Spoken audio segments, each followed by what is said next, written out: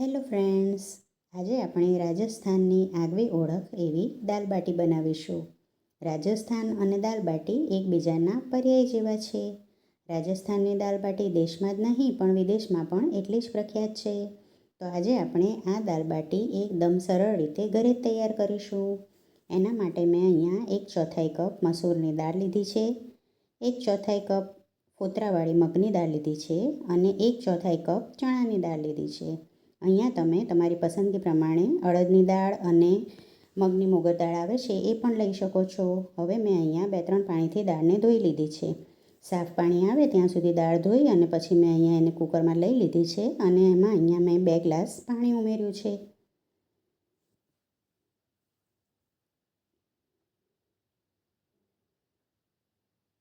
પછી મેં અહીંયા 1/4 ટીસ્પૂન મીઠું ઉમેર્યું છે અને અહીંયા મેં થોડીક હળદર ઉમેરી છે. હવે તેને સારી રીતે મિક્સ કરી કુકરનું ઢાંકણ ઢાંકી અને તેની 4 વિસલ વગાડી લઈશું. હવે કુકર થાય છે ત્યાં સુધીમાં આપણે બાટીનો લોટ બાંધી લઈએ. તેના માટે મેં અહીંયા 1 કપ ઘઉંનો લોટ લીધો છે અને 1/4 કપ સૂજી લીધો છે. એમાં મેં અહીંયા 1/4 ટીસ્પૂન અજમો લીધો છે. તેને આવી રીતે મસળી અને નાખવો. પછી મેં અહીંયા 1/4 ટીસ્પૂન ખાવાનો સોડા લીધો છે અને 1 ટીસ્પૂન મીઠું લીધું છે અને 2 ટેબલસ્પૂન મેં આમાં તેલ લીધું છે. તમે આની જગ્યાએ ઘી પણ વાપરી શકો છો.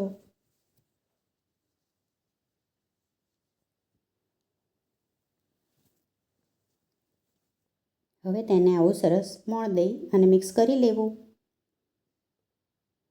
પછી તેમાં થોડું થોડું પાણી નાખતા જવું અને તેનો સારો લોટ બાંધી લેવો.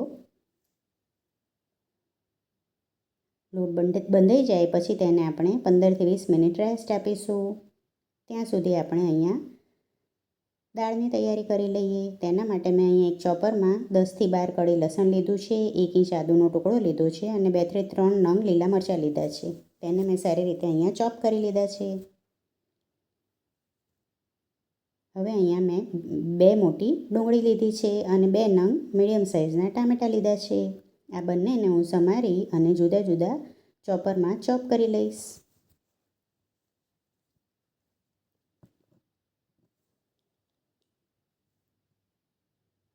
આ બંને આવી રીતે ચોપરમાં ચોપ કરીને લેશો તો દાળનું ટેક્સચર ખૂબ સરસ થશે.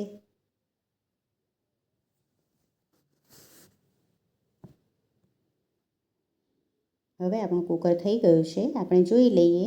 જુઓ, દાળ એકદમ સરસ બફાઈ છે.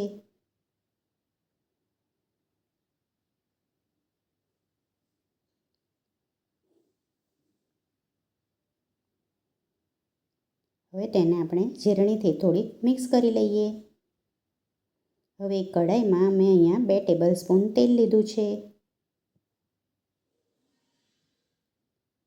તેમાં મેં અડધી ટીસ્પૂન જીરું નાખ્યું છે અને 1 ચપટી હિંગ નાખી છે. હવે આપણે જે ડુંગળી ચોપ કરીને રાખી છે તે ઉમેરી છે. હવે તેને સારી રીતે મિક્સ કરી લેવું. પછી મેં આદુ મરચાં અને લસણ ચોપ કર્યા હતા તે ઉમેર્યા છે. તેને સારી રીતે મિક્સ કરી અને પછી તેમાં ટામેટાં ઉમેરવા. ટામેટાં ઉમેરો એટલે એમાં મીઠું નાખી દેવું એટલે ટામેટાં જલ્દી ચડી જશે. પછી તેને ઢાંકી અને થોડીક વાર થવા દેવું. 1-2 મિનિટમાં તે ટામેટાં સોફ્ટ થઈ જશે. પછી તેને સારી રીતે મિક્સ કરી લેવું.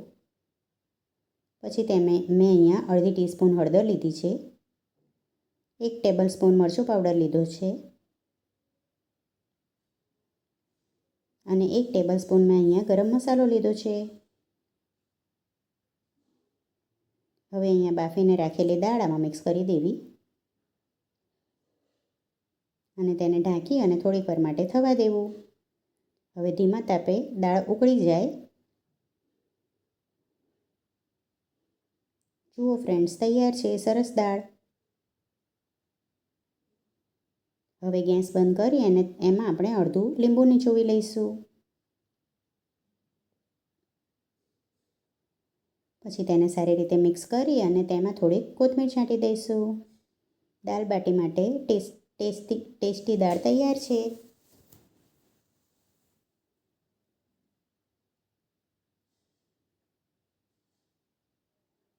એકદમ સરળ રેસીપી છે આ.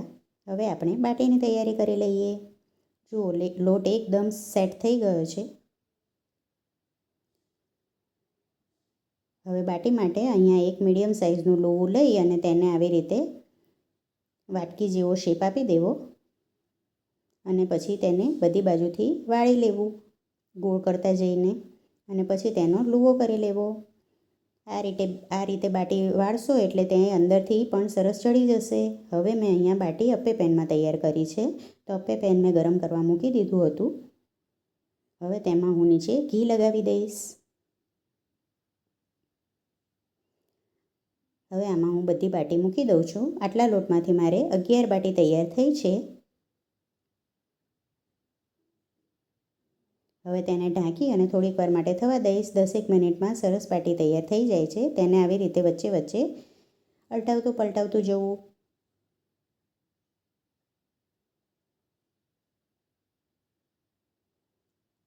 ચાલો હવે અહીંયા મેં થાળી પીરસી લીધી છે. મેં અહીંયા લસણની તરી પણ તૈયાર કરી હતી. તો એક ડીશમાં મેં દાળ લીધી છે, લસણની તરી નાખી છે અને બાટી અહીંયા મેં ઘીમાં ડબોળી અને મૂકી છે. જુઓ ફ્રેન્ડ્સ, એકદમ સરસ દાળ બાટી તૈયાર થઈ છે. રાજસ્થાનની આ ફેવરેટ ડીશ આપણે ઘરે પણ આવી રીતે સરળ રીતે તૈયાર કરી શકીએ છીએ. જુઓ બાટીનું ટેક્સચર એકદમ સરસ છે, અંદરથી સોફ્ટ અને ઉપરથી ક્રિસ્પી.